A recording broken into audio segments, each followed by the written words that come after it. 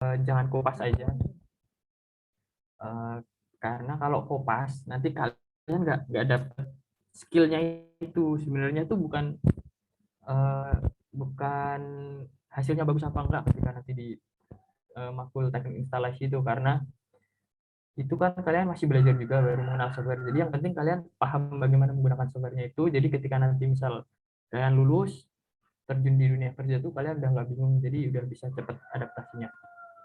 Yang kemudian pahami dasar gambar teknik itu sendiri. Nah, mungkin kalau dari kita di teknik elektro, gambar tekniknya mungkin kan desain rumah atau nanti ada desain panel dan lain-lain. Nah, itu kalian harus paham bagaimana skala, misal kalau nggak ini tipe rumah 70/120 itu apa artinya. Jadi kalau 70/120 itu luas bangunannya 70 meter persegi, luas rumah, luas tanahnya itu 120 meter persegi. Nah, hal-hal basic seperti itu harus kalian pahami. Terus skalanya juga harus kalian pahami. Bagaimana penggunaan skala 1/10, 1/100, 1/1000. Nah, itu apa fungsinya, apa gunanya itu harus kalian pahami. Jadi untuk tambahan aja, skala itu perbandingan gambar asli di lapangan dengan di drawing kalian. Jadi semakin besar perbandingan skala itu, maka gambarnya itu malah akan semakin kecil. Jadi ya itu disesuaikan nanti ketika desain kalian gede banget, mau dicetak di kertas apa, nah itu disesuaikan dengan skalanya. Nah, selanjutnya, karena kita basicnya lagi-lagi teknik elektro, kita harus paham ini simbol-simbol instalasi listrik ini di AutoCAD atau di drawingnya nanti. Nah, itu kan ada lampu, lambangnya seperti ini, kemudian saklar tunggal, saklar ganda, kotak kontak, tusuk kontak, dan lain-lain, lampu, kWh meter. Nah, itu harus kalian pahami dengan benar-benar gimana kabel, logo kabel yang eh, 3 core, 4 core, 2 core. Nah, itu harus kalian pahami juga. Terus eh, yang selanjutnya, ini tuh karena kalian tidak hanya membuat desain, tapi kalian harus menentukan komponen yang digunakan, maka kalian juga harus paham aturan-aturan itu sendiri. Jadi bagaimana cara menentukan beban di rumah itu, kemudian bagaimana menentukan jenis kabelnya, jenis MCB yang digunakan. Nah, itu juga harus kalian pahami nanti ketika dapat mata kuliah teknik instalasi, karena di situ nanti dijelaskan semua bagaimana memilih MCB yang benar, berapa nilai safety-nya, berapa terus jika kalian ingin menggunakan kabel untuk jenis kabelnya apa, NJM 2 kali 1,5 atau 3. Nah, kalian harus paham nih 2 kali 1,5 mm ini artinya apa. Jadi kalau NJM 2 kali 1,5 mm nanti berarti jenis kabelnya NJM itu kabelnya berjenis 2 core, jadi ada 2 kabel di dalamnya dan dengan luas penambangnya 1,5 mm. Nah, hal-hal seperti itu nanti yang harus kalian pahami ketika ingin uh, bekerja di bidang MEP itu sendiri. Oke, yang terakhir sebelum kita masuk ke software AutoCAD-nya, mungkin ada pertanyaan dulu atau enggak, atau bisa langsung dilanjut. Suaraku jelas nggak ya? Jelas, Kalau Mas. kurang jelas ngomong aja. Aman kok, Mas. Aman. Mungkin untuk pertama ini teman-teman ada pertanyaan nggak ya? Mumpung baru kayak perkenalan gitu ya, Mas ya. Belum masuk yang susah-susah.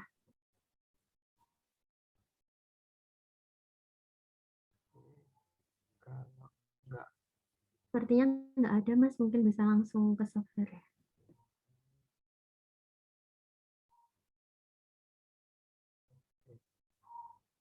udah kelihatan belum ya gambarnya Kelihatan, Mas. AutoCAD-nya? Nah, tadi seperti yang aku jelasin tadi, jadi di elektro terutama AutoCAD-nya sendiri biasanya digunakan tuh bisa satu untuk desain panel box. Nah, gunanya buat apa kalau panel box itu sendiri?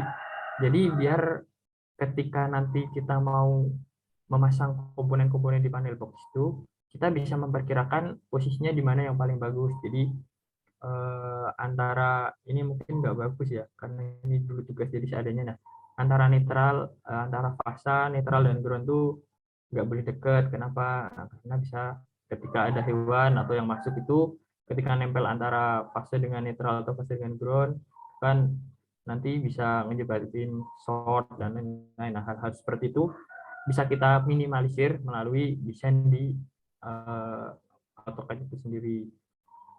Karena di sini hanya desain, nggak ada simulasi, jadi kita hanya bisa gimana ya, menentukan nanti kabelnya mau lewat mana agar lebih rapi ya.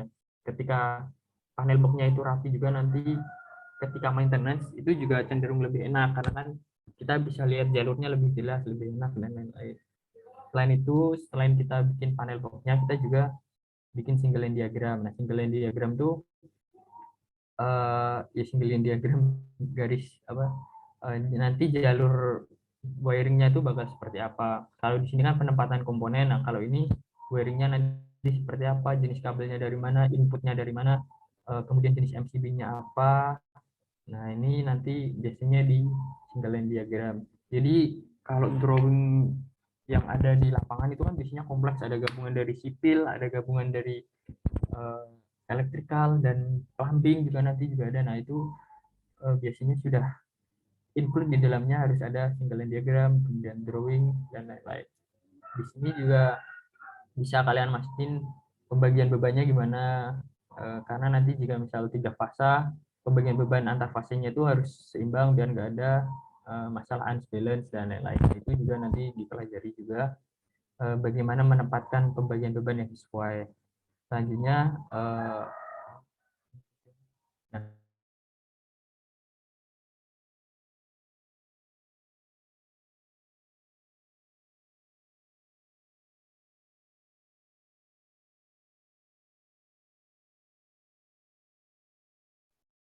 Halo Mas Bada. Sepertinya ada masalah jaringan ya teman-teman.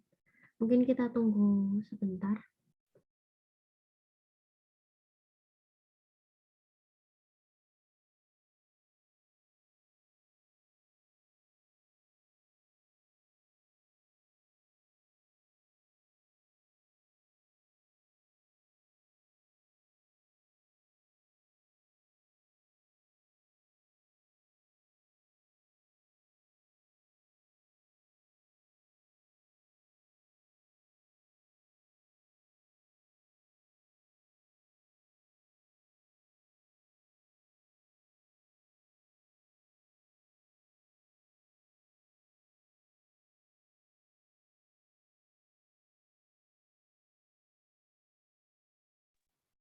sorry, Halo? udah nyambung lagi ya? Iya Mas, ada yang Tadi lagi. tiba keluar. Aku lanjutin ya share screen. Oke, siap Mas. Udah kelihatan belum? Udah kelihatan. Oke. Tadi sampai mana ya? Sampai jelasin yang ini ya, rumah ya, desain rumah ya. Iya Mas. Oke, nah untuk aku ulangin lagi untuk desain rumah ini.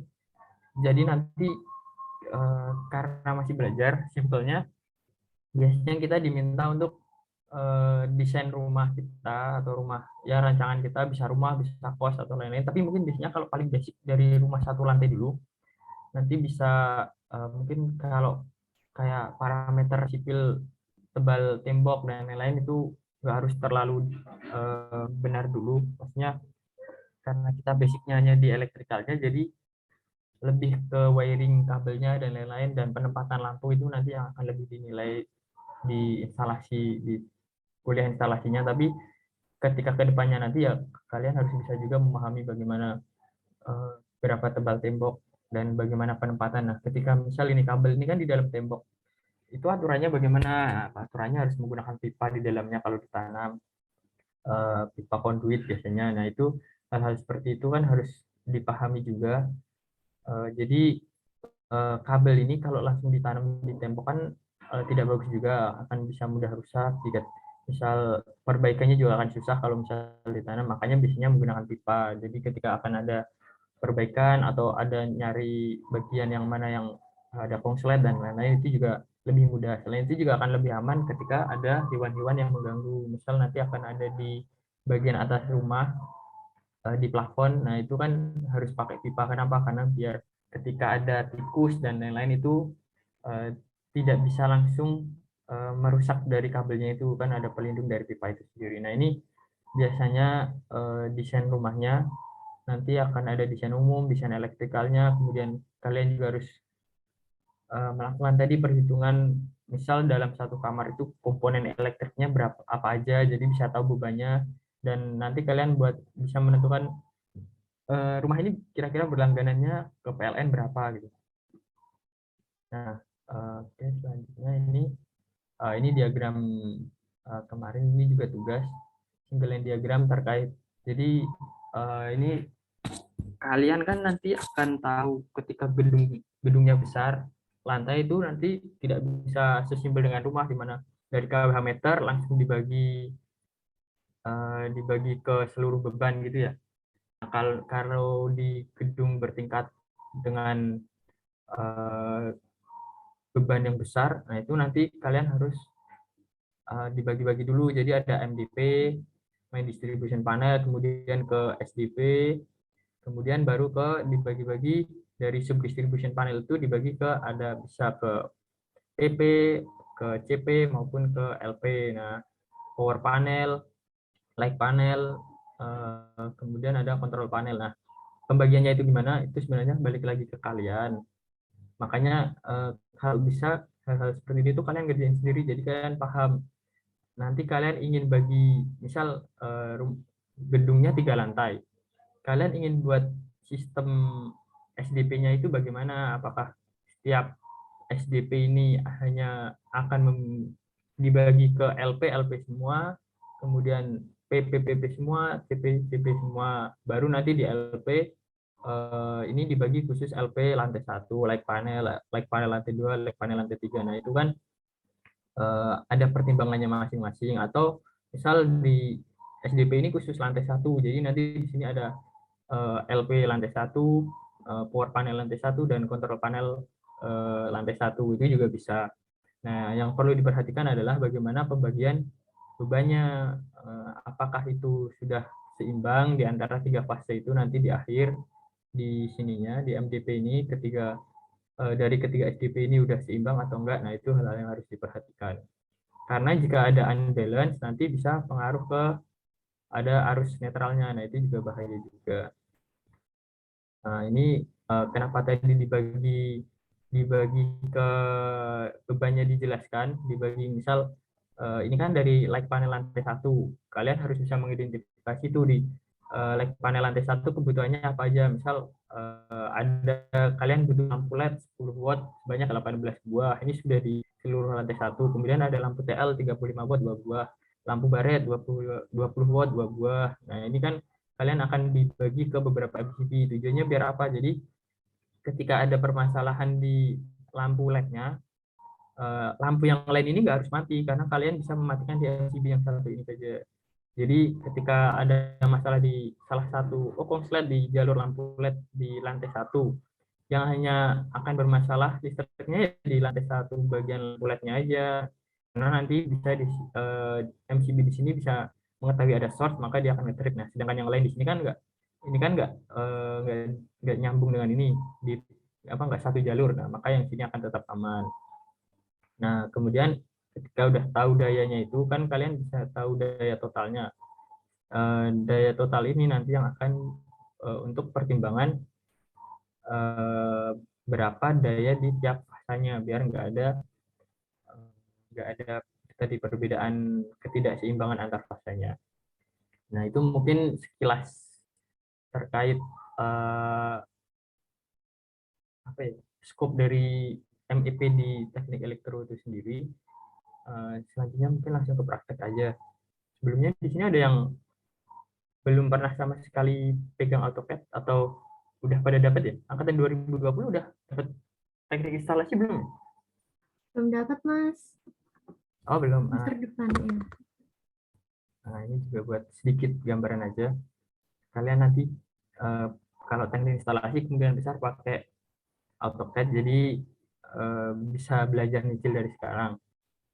Jadi mungkin beberapa tools yang banyak digunakan di AutoCAD aja yang mungkin hari ini kita akan bahas. Jadi di AutoCAD ini sebenarnya lebih banyak kita pakai shortcut gitu. Jadi biar cepat daripada kan ngeklik line-line gini kan lama. Nah, itu gunanya di sini command window ini. Jadi, misal kalian ingin buat line, kalian eh, tinggal ketik di keyboard aja line LIN. Nah, gitu.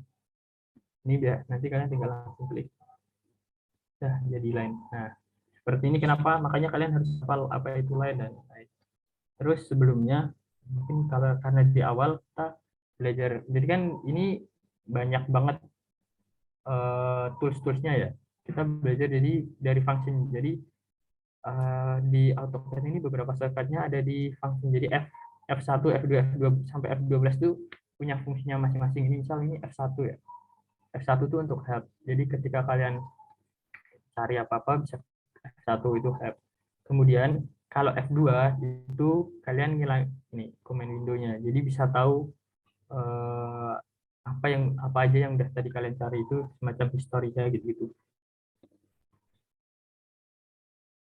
Nah, ini juga bisa kalian drag jika kalian itu kok kecil, ngerasa kecil, itu bisa kalian drag ke bawah.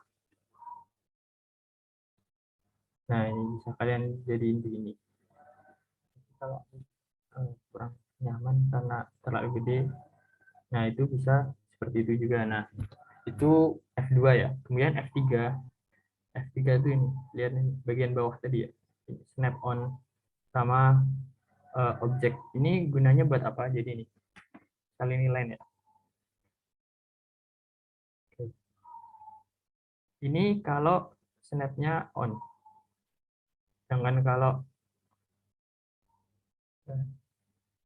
ini on, ini off. Nah, tuh. Kalau off, kalian nggak bakal bisa nyari titik tengahnya dari garis yang ini. Jadi kalau F3-nya aku onin, kalian bisa tahu nih titik tengahnya di mana, terus nih titik tengah itu yang segitiga, kemudian ujungnya bagaimana. Nah, ini akan lebih enak. Jadi ketika kalian ngegaris, mau cari titik tengah ininya, kalian tinggal cari aja. Nah, ini segitiga ini berarti titik tengahnya nih di sini. Nah, itu gunanya F3, snap on sama snap off. Ini nanti kalian bisa atur juga mau apa aja yang ditampilin. Ini kan di sini tadi snap ya. Tuh, nah nanti kalian di sini bisa milih apa aja endpoint, midpoint, center yang ingin kalian tampilkan di garisnya itu. Nah, ini kan untuk ducting ya. Kemungkinan kalian nggak pakai, jadi yang dipakai adalah yang ini. Endpoint itu ini ujung. Sorry,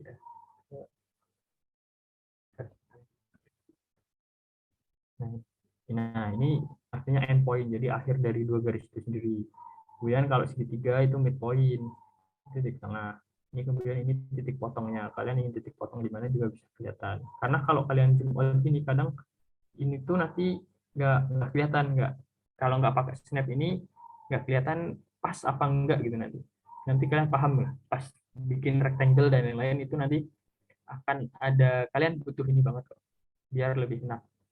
Kemudian kalau yang F4 itu sama tapi untuk eh, 3 dimensi, jadi kebanyakan kita nggak pakai. Kemudian F5 itu perubahan isoplane juga, isoplane itu tampak atas tampak samping. Nah, itu nanti juga karena kita 2 dimensi jadi nggak terlalu butuh. Untuk yang keenam itu dinamik UGS itu juga nggak butuh. Nah, kalau yang ketujuh ini grid. Nah, ada, jadi tergantung orangnya, ada orang yang suka ngedesain pakai grid, ada juga yang enggak. Nah, itu tergantung kalian itu bisa pakai F7 atau pakai Go nih. Nah, ini bisa ngilangin gridnya. Kemudian yang selanjutnya F8, bisa dilihat ya di bawah ini, on sama off. Ini namanya ortho. Ortho tuh ini. Jadi misal kalian bikin line, kalau okay, ini ortonya off, ortonya on. Jangan kalau ini. Nah, kalian bisa bisa muter bebas ini. Sedangkan kalau ada ortonya tadi, sudutnya tuh dibatasi. Nah, hal-hal basic ini kalau kalian udah paham nanti lebih enak. Jadi nggak bingung kenapa kok punya saya, kenapa punya aku nggak bisa bebas gitu, sudutnya nggak bisa biasa lah. Kalau on nanti jadinya seperti ini. Dia tergantung kamu settingnya berapa. Ini kan cuma bisa 90 derajat. di tengah sini nggak bisa karena ortonya itu on. Jadi itu nanti yang biar nggak bingung. Kadang hal-hal kayak gini tuh yang bikin bingung, kok nggak bisa, kenapa? Nah itu karena basic tool-tool basicnya kalian kadang belum dapat langsung bikin desain. Nah itu kemudian eh, ada F9 itu snap, F10 itu polar tracking. Jadi ini misal F10 polar tracking itu ini. Jadi sama aja, mungkin paling gampang line aja. Tuh lihat ada pelannya ya. Jangan kalau nggak ada F10 dia sudutnya nggak ada. Oke, ini tadi ini F10, kemudian ada juga F9. F9 itu snap, snap tuh ini snap off line. Jadi ini angkanya di sini tuh lihat nggak ini bawah ini ya, dia itu tuh bisa diatur skalanya berapa aja nambahnya. Kalau snapnya di off dia nggak nggak ada skalanya tuh, jadi nambahnya bebas. Kalau di F9 di onin, snap on, dia nambahnya sesuai skala yang kita atur. Nah, aturnya di mana nanti bisa ditambah. Itu kalau fungsi pakai Fn ya. Tadi kan udah Fn. Terus sekarang kalau CTRL ada fungsinya. Kalau CTRL 0, ininya nanti bisa hilang. Kalau kalian udah biasa pakai line gini-gini, kemudian pakai rektang, itu kalian bahkan nggak butuh di atas, bahkan nggak butuh di situ. Misal rektangular, tuh udah jadi kotak gitu, kemudian ngasih warna itu kan tinggal di heads. Nah itu nanti bisa tinggal di pick, kemudian langsung masukin ke dalam sini. Nah itu kalau ngerasa udah bisa, kadang nggak perlu ada menunya di atas karena gambarnya jadi lebih luas kan yang terlihat. Nah hal seperti itu. Kemudian CTRL 1 ini untuk properties. Jadi misal kalian ini garis, kalian CTRL 1 ini bisa properties. Ini akan lebih cepat. Jadi daripada kalian klik kanan properties sama kan. Tapi kan ketika kalian CTRL 1 kalian akan lebih cepat. Nah, hal-hal itu nanti yang bisa bikin lebih cepat aja kerjanya, lebih enak juga. Kemudian kalau CTRL 2 ini nanti untuk kalian ada semacam library bawaan. Ini nanti bisa kalian cari tergantung dari yang kalian install juga. Kadang kalau MEP itu ada tembok, ada pintu dan lain-lain, ini udah ada yang bawaan, tapi juga nanti paling kalian diminta untuk ngedesain sendiri dulu dibuat latihan gitu-gitu. Ini kalau emang butuh itu bisa pakai di situ. Kemudian 2 dan 3 itu mirip, sama dengan library aja. Kemudian kalau 8 itu untuk kalkulator. Kriteria 8. Jadi daripada buka 2 kalkulator, kalian bisa pakai kalkulator di sini kalau nanti ada perhitungan. Oke, mungkin kalau yang basicnya itu saja. Sebelum dilanjut ke tugas apa ke fungsi-fungsi lain, ada yang mau ditanyain dulu nggak? Kalau ada yang mau tanya langsung aja ya, on mic aja, bilang aja nggak apa-apa. Dipotong di tengah nggak apa-apa.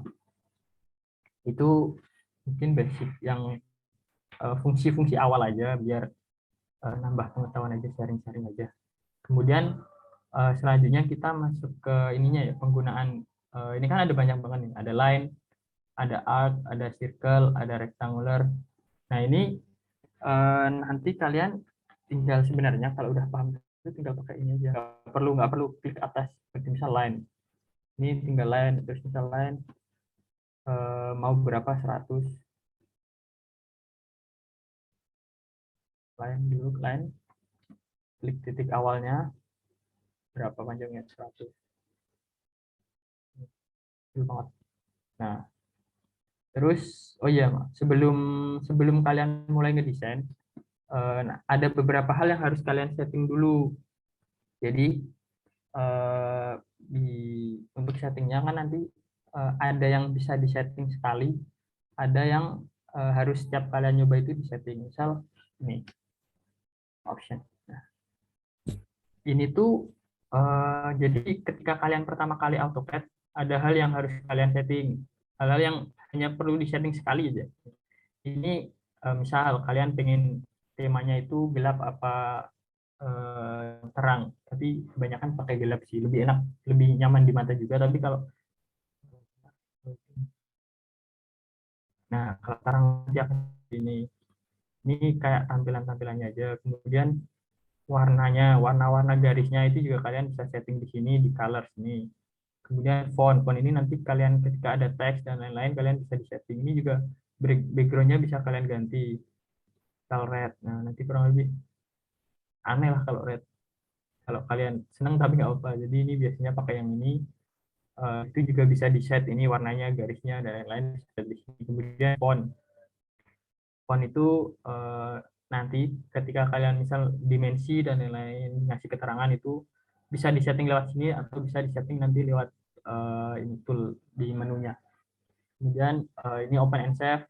Kalau kalian ingin diturunin versinya biar misal teman kalian ada yang minta desain atau nanti ketika kerja AutoCAD kalian eh, taunya udah baru banget tapi ketika teman-teman yang lain belum. Nah, itu biar bisa saling ngerjain bareng kan nanti share-sharean desain ya kalau kerja.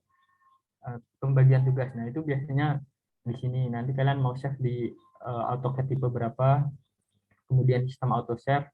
Nah, jangan lupa ketika kalian nantian ngerjain daripada daripada eh, apa menyesal di belakang, nah, ini aktifin aja. Jadi kadang apalagi yang laptopnya berat, nah itu tiba-tiba nge-close, Nah, daripada kalian ngulangin dari awal, mending di save ini aja. Kemudian ini untuk plotnya bisa disetting ke PDF atau DWG dan lain-lain. Nah, itu tempat save-nya. Nah, ini tuh kayak setting umumnya gitu, setting umum di AutoCAD yang masih awal banget. Jadi ini kalian sekali aja settingnya. Jadi ketika udah di setting nanti pakai udah sama. Nah, kemudian setting selanjutnya itu DS. Nah, ini yang harus draft setting. Draft setting ini yang harus kalian setting setiap kali kalian mau menggunakan. Misal snap itu yang tadi jaraknya tadi berapa? Misal setiap satu tarikan geser itu snapnya 100. Kemudian grid spacing. Grid spacing itu ini dia mau berapa? Misal juga 100. Ini misal aja ya. Nah, ini nanti akan berubah. Tuh. Terus line kalau F9-nya aktif dia nambahnya 100 100 100 gitu.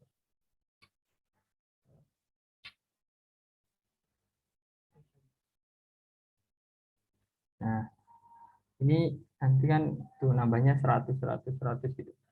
Itu nanti yang kalian bisa setting di DS.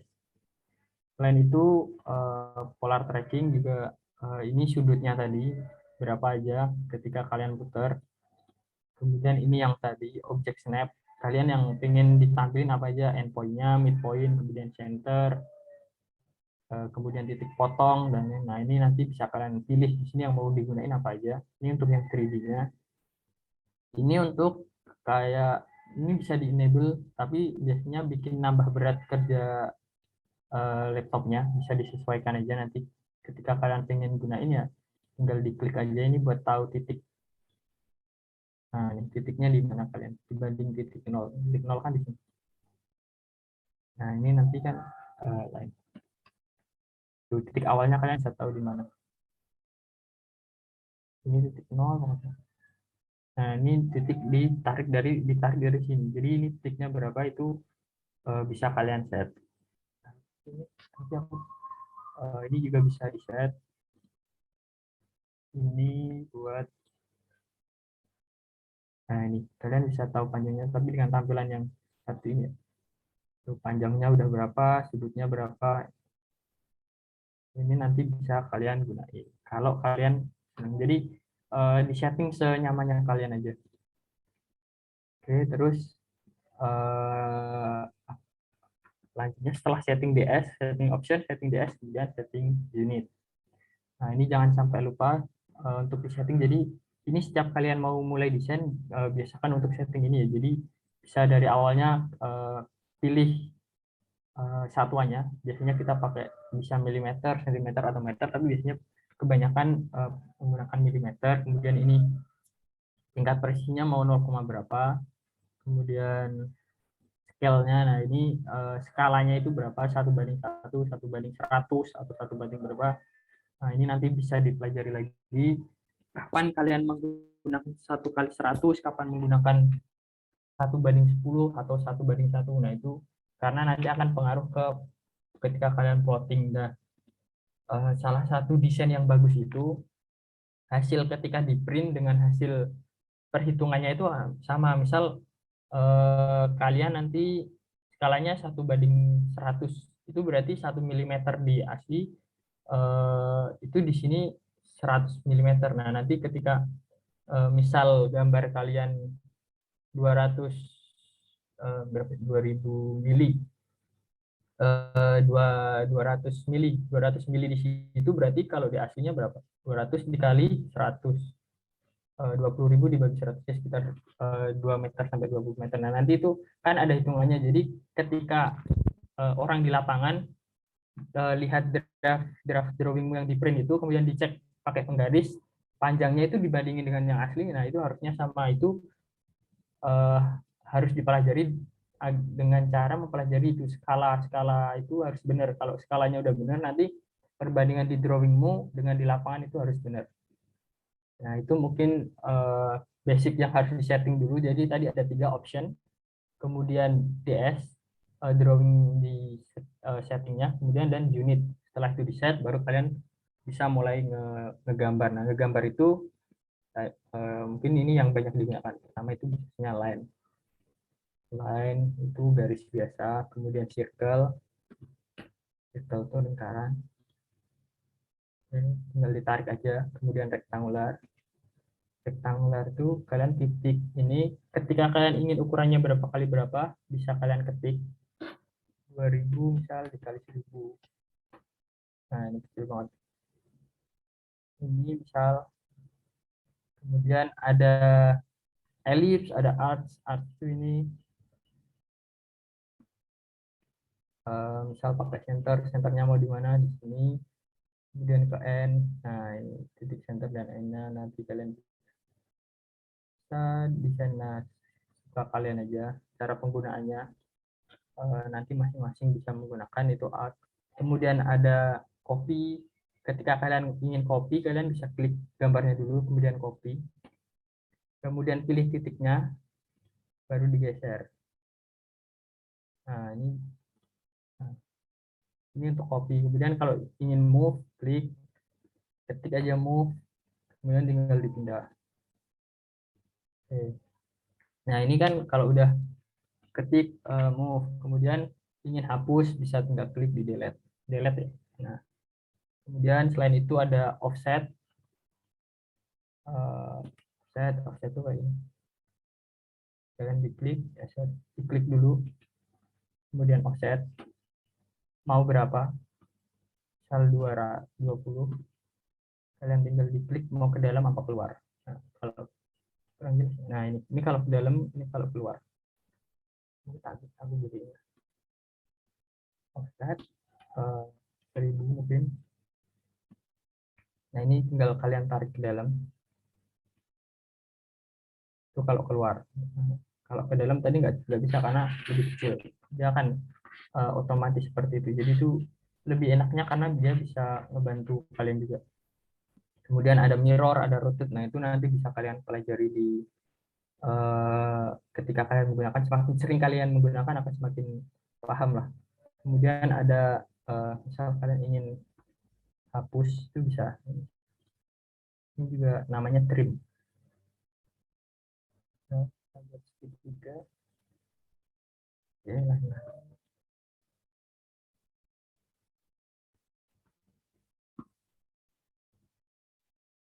Nah, ini kan lainnya. Kemudian ke kalian trim. Nih, kalau ini kalian kliknya harus 2 kali ya, enternya 2 kali. Jadi pas trim kliknya enternya 2 kali. Kalau sekali nggak bisa. Jadi ini trim, enter 2 kali, baru nanti dipilih yang mana mau dihapus. Ini kan dia ngapusnya jadi yang lebih dari potongan titik potong. Kalau ini kan nggak ada, jadi nggak bisa dihapus. Itu kalau trim. Terus apa lagi? Mirror tuh uh,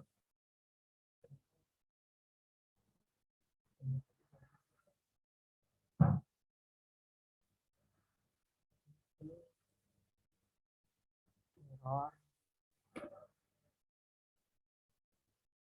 Nah, ini kalau kalian titiknya pas di bawahnya, kalian bisa putar mau di mirrornya ke sini, apa ke sini. Kalau ingin ada jarak ya tinggal di sorry, kalian mau jaraknya berapa?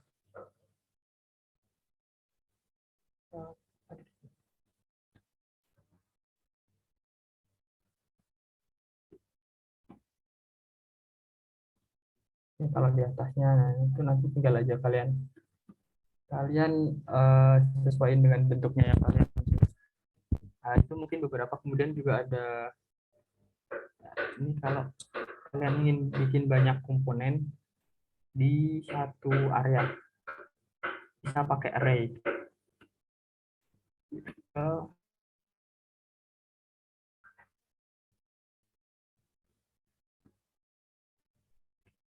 Mau terus klik array, array.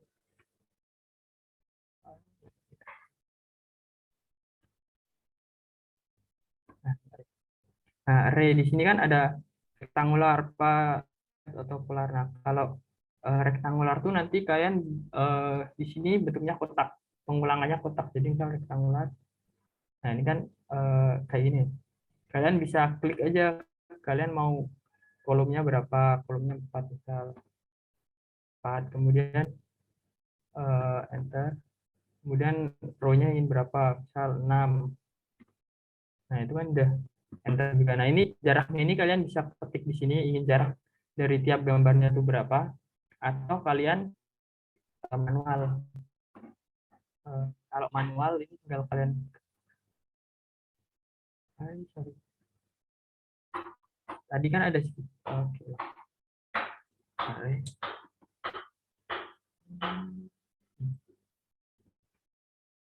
Rektangular kan udah tuh tadi kolomnya ingin berapa, 3 misal, kemudian enter, kolomnya ingin berapa, 4 misal, 4 aja. Nah, enter. Nah, ini kalian bisa nanti bisa disetting jaraknya dari situ juga.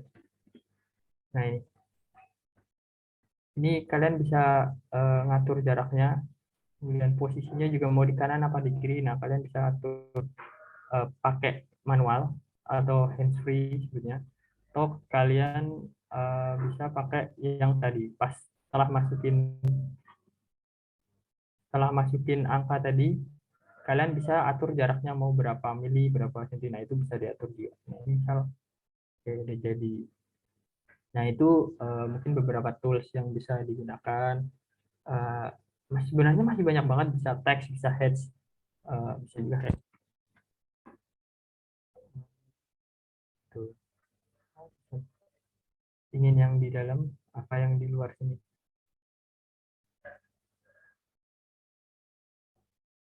Nah, ini kalau di luarnya, ini kalau di dalamnya. Dia kalau heads kalian bisa pilih di sini, banyak banget ada jenis-jenisnya mau apa, ada grace gitu, juga ada.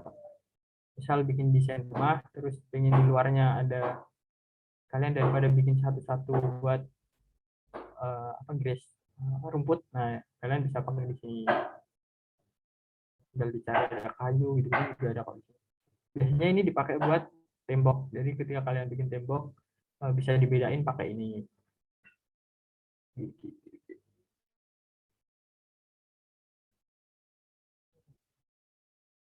Nah ini, nah ini itu bisa. Nah, nanti kalian bisa explore sendiri lah untuk lebih banyak. Itu mungkin untuk basic toolsnya. Terus ini sampai jam berapa ya? Ini mungkin 5 menit lagi, Mas. Oh, 5 menit lagi ya. Oke.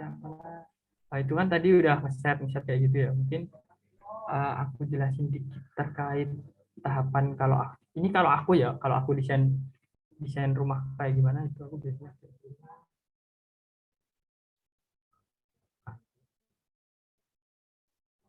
Nah, ini. Jadi mungkin besok ketika kalian dapat tugas desain rumah, kan kalian nanti diminta untuk desain rumah ukuran berapa kali berapa, bentuknya kayak gimana. Nah itu kan kalau aku biasanya desainnya aku bentuk jadi aku biasanya pakai lem dulu. Misal ukurannya berapa 1000. Jadi ini kalian nanti kalau aku biasanya nanti aku gambar dulu di kertas bentuk rumahnya mau kayak gimana. Misal ini ukuran rumahnya 1200 kali 12 kali 10 meter, berarti kita 120 meter persegi ya. Eh, untuk bangunannya yang ini, yang hijau ini berarti halamannya, sedangkan yang di dalam ini ruang-ruangannya. Nah nanti kalian ketika desain di kertas, mungkin kalian gambar-gambar coret-coret dulu di kertas. Nah nanti kalian udah tahu ukuran ini ukuran rumahnya mau kayak gimana. Ini aku sebenarnya mengulang dari ini ya. Ini desain rumahku yang lama, yang waktu tugas. Ini sebenarnya desainnya tuh skalanya salah karena kalian bisa cek nih. Kalau tahu, oh ya ini ada satu lagi namanya dimensi ini untuk tahu berapa jaraknya. Nah ini kan harusnya ini tuh 200 itu berarti 2 meter. Nah tapi di sini angkanya nih 11.237. Nah, itu karena aku dulu bikinnya asal, jadi nggak aku skala, nggak aku cek skala unitnya, nggak aku cek di awal-awal, tapi aku langsung bikin desain. Nah kalau kalian langsung bikin gitu kemungkinannya akan kayak gini, jadi akan nggak sesuai ketika nanti di print. Nah ini perbandingan nyata dengan di lapangan dengan yang garis ini ketika dicek pakai penggaris dibandingkan dengan skalanya itu pasti salah. Nah itu kenapa tadi harus dicek dulu terkait unit, setting drawingnya dan lain-lain itu fungsinya biar pas. Kalau ini misal dim ya, dim.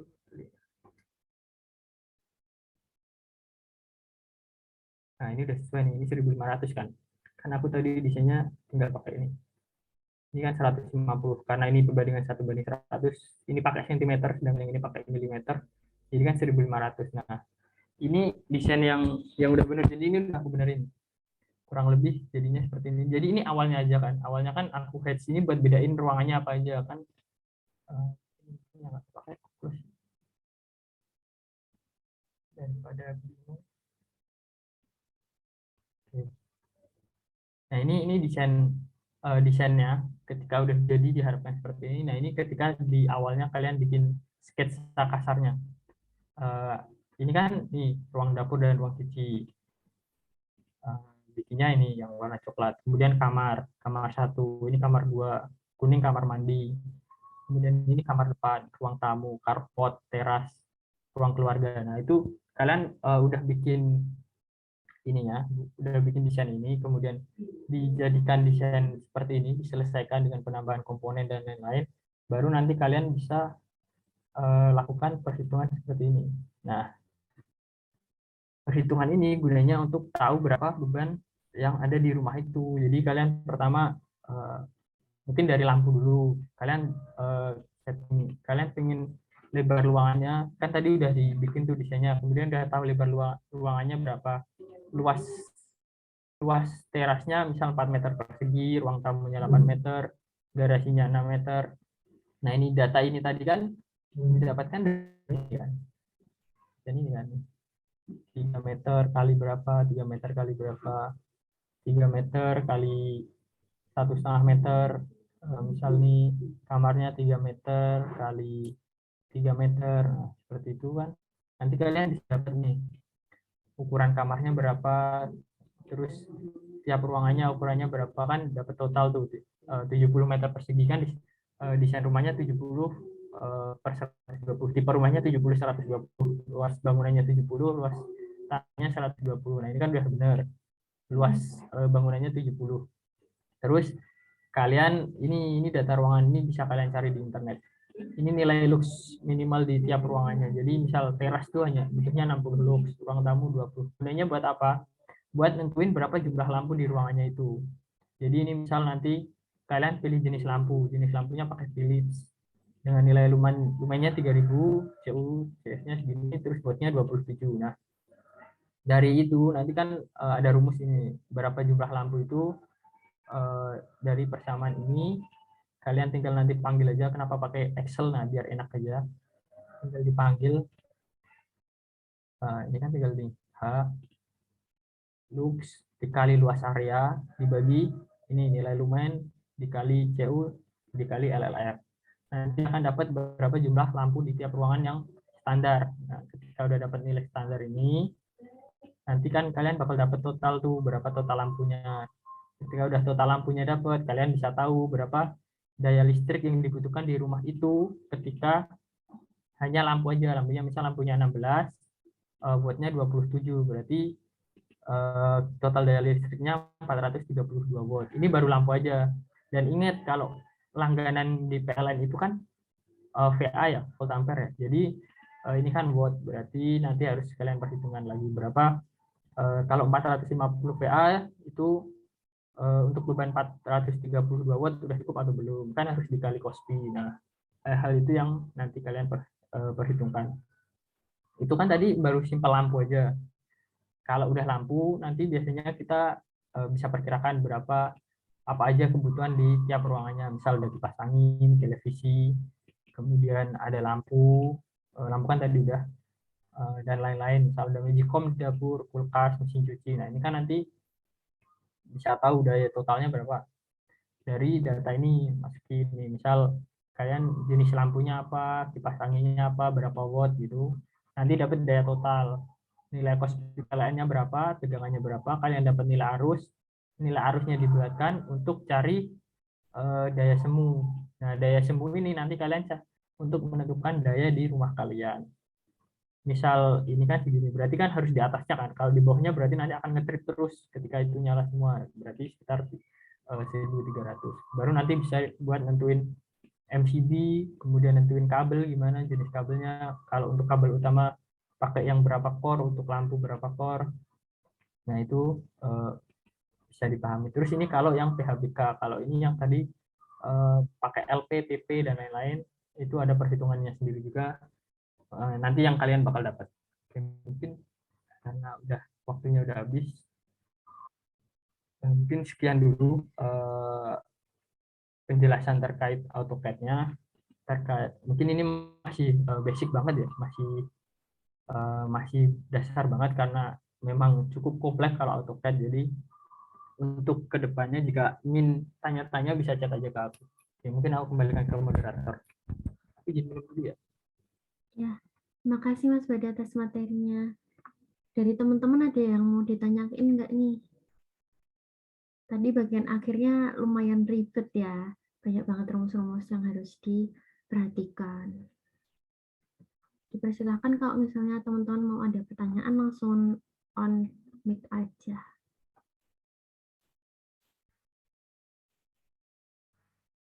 Ya, kalau mau tanya di luar ini juga nggak apa-apa, bebas tanya aja. Kalau ada yang kurang jelas nanti bisa ditanyain lagi nggak apa-apa.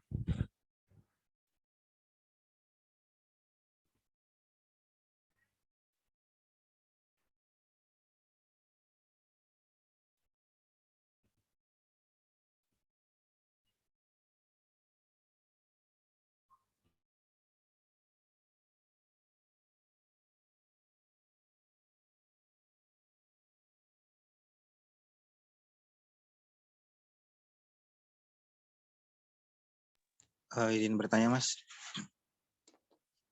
Iya ya, gimana? Mungkin saya agak kurang paham yang ditanyakan itu terkait. Masuk hanya dua, line dan netral ya. Jadi misal kayak lampu itu dia hanya butuh dua kabel karena kalau AC kan ada line sama netral. Kalau DC plus sama minus ya. Nah, kalau jadi itu disesuaikan dengan kebutuhan. Kalau satu fase itu kalau mau safety bisa tambahin ground. Tapi biasanya kalau udah di rumah kan groundnya udah dari kWh meter. Jadi kalau misal untuk lampu itu kan kalian tinggal hanya butuh dua kabel. Jadi pakainya yang core-nya dua kabel, yaitu buat line sama netral. Tapi kalau nanti kalian pakai yang tiga fase dan biasanya kayak mesin-mesin besar itu pakainya bisa yang 5 core. 5 core itu berarti satu netral, tiga fasa itu RST, sama satu ground. Nah, seperti itu. Jadi sesuaiin kebutuhan. Kalau lampu kan biasanya hanya 2. Kemudian kalau kipas itu juga bisa 2, bisa 3. Untuk kotak-kotak itu ada yang 3, ada yang 2. Tergantung kalian nanti nentuinnya mau gimana. Kan itu yang satu buat kalau 3, intinya kalau 2 itu hanya line sama netral. Kalau 3 line netral sama ground. Kalau itu untuk yang satu fasa. Kalau 3 fasa berarti 5 kabel itu 3-nya fasa RST, satunya line, satunya ground. Kalau 4 berarti ya hanya fasa 3 sama 1 netral. Gitu. Baik, Mas. Terima kasih, Mas.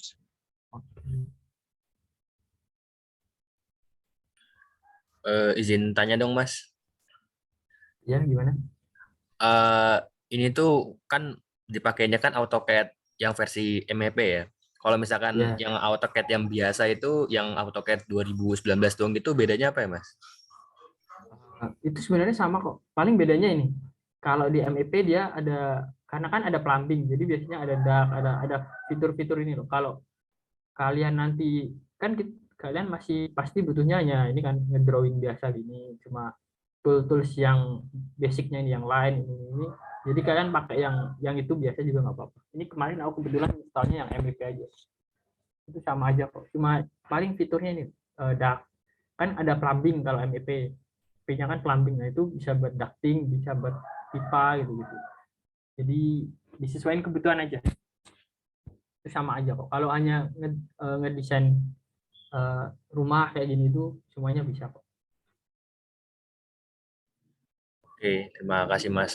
Mau nanya lagi dong, Mas, untuk instalasi software ini butuh lisensi atau enggak ya, Mas? Harusnya ada lisensinya. Tapi kemarin ini aku kayaknya nggak, aku nge-crack ini.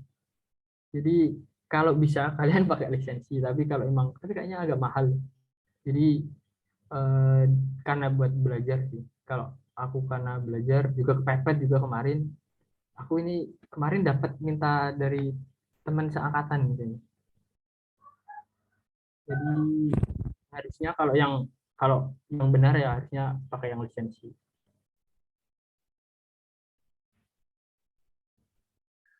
Oke, terima kasih, Mas.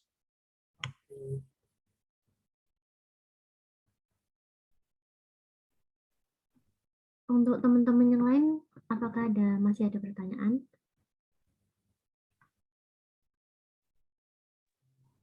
Sekalian menunggu nih Mas, aku izin tanya ya. Untuk penggunaan AutoCAD MEP ini, selain di matkul teknik instalasi itu apa ya? Mas kayak Kemarin, bikin project atau? kalau iya kalau kalian ikut project biasanya pakai ini kayak kemarin desain panel buat outdoor microhydro di Magetan, tapi udah desain udah pasang tapi kayak waktu itu nggak jadi diinstal. Jadi tergantung kebutuhan juga. Kalau kalian ikut project kemudian misal ada lagi project PLTS gitu, biasanya pakai juga. Kemudian eh, banyak sih penggunanya, tapi kebanyakan kalau di kuliahnya dipakainya hanya di instalasi, saya ingat. Instalasi sama tapi yang pakai full itu instalasi. Kalau dipakai buat project gitu-gitu pasti, karena kalau kalian belajar ini kadang kebutuhan di buat kerja juga dipakai, karena kan desain di lapangan drawing itu kan pakainya AutoCAD juga. Jadi eh, nggak nggak mubadir lah kalau kalian punya ini terus kalian belajar terus. Itu kalau kalian ahli juga banyak banget tuh peluang buat kerja jadi drafter. Biasanya kalau nyebutnya drafter ya, drafter kayak gini, karena eh, dari draft itu kan banyak banget apa jenis-jenisnya. Ada yang fokus di elektrikal, kemudian plumbing ini aja itu sendiri loh, karena plumbing ini ada plumbing, ada ducting. Nah itu biasanya udah satu vendor, dia emang khusus ngerjain orang yang kerja ngedesain plumbing. Plumbing itu pipa. Nah kalau ducting tuh sama, tapi dia biasanya untuk debu gitu, yang di gedung di pabrik itu kan di atasnya butuh pipa buat pembuangan debu. Kalau yang ada yang buat pengecoran besi yang di pabrik-pabrik kendaraan gitu kan, dia ada foundry-nya, ada peleburan besi. Nah, itu kan pasti banyak debu-debu gitu. Nah, itu ada ducting di bagian atasnya. Nah, itu ada satu vendor sendiri itu juga drafternya pakai AutoCAD. Aku kemarin ketemu vendor gitu nanya dia pakainya AutoCAD juga. Jadi ini gunanya tuh banyak banget. Jadi nggak rugi lah kalau kalian belajar. Ya, makasih Mas. Itu yang komponen di panel-panelnya itu dari sananya udah ada atau bikin sendiri Mas? Kalau ini Hmm. tuh sebenarnya di internet ada.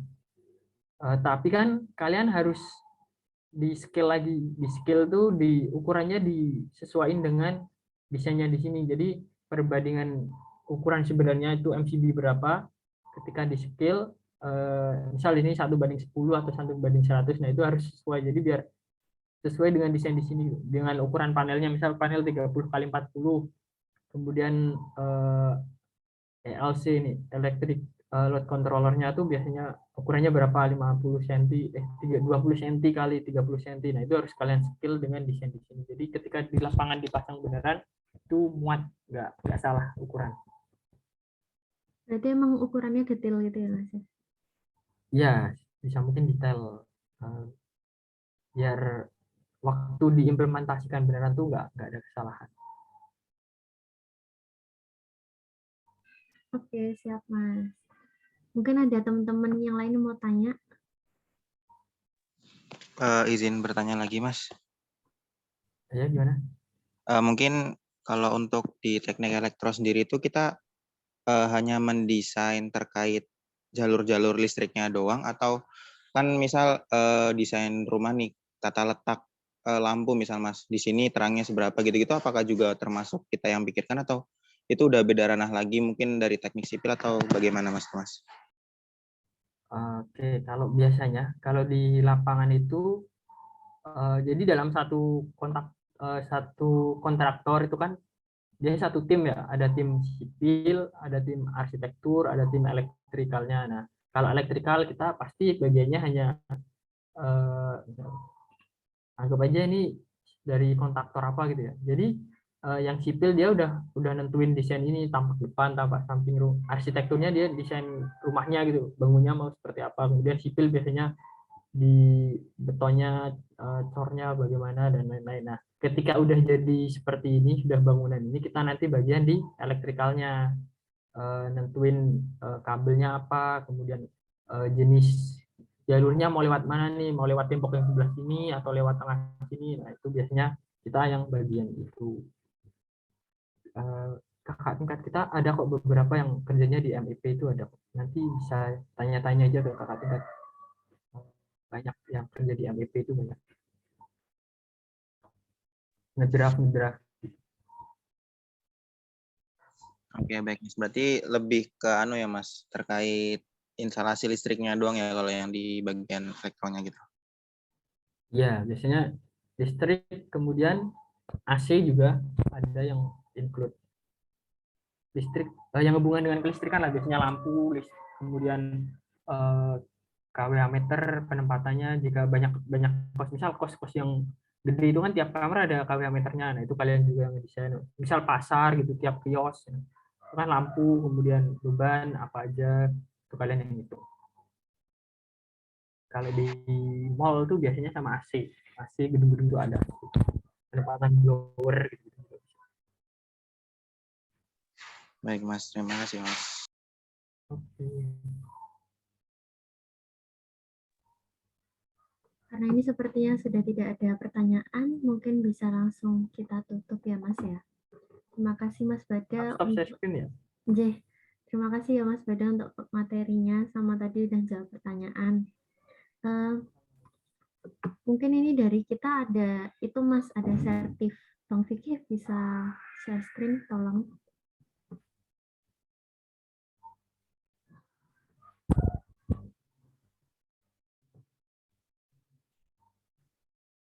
Masih nge-lag kah laptopnya? Belum muncul.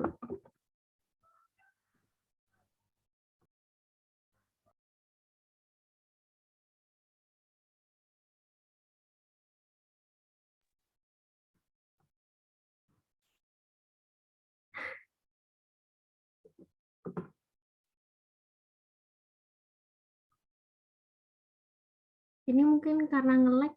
Sebentar ya Mas, sebentar. Iya, nggak apa-apa.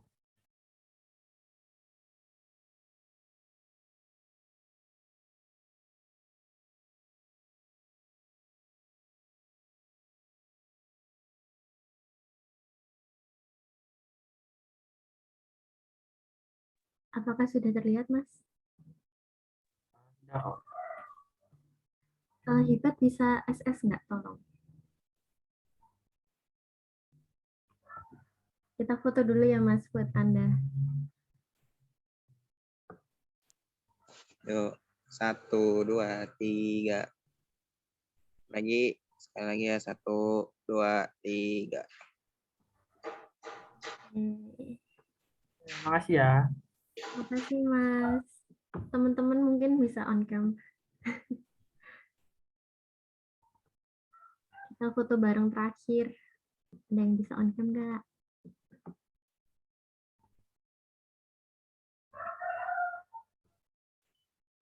Oke. 1, 2, 3. Makasih teman-teman semua. Karena sudah hadir di acara Powerhouse yang kedua. Aduh, maaf, Mas. Mungkin langsung kita tutup aja. Terima kasih semuanya sudah hadir. Maaf mengganggu waktunya. Assalamualaikum warahmatullahi wabarakatuh. Selamat beraktivitas. Waalaikumsalam. Terima kasih teman-teman. Terima kasih Mas Terima Beda. kasih, Mas Beda. Terima kasih teman-teman. Ya, sama ya. Izin live ya aku ya. Siap, Mas.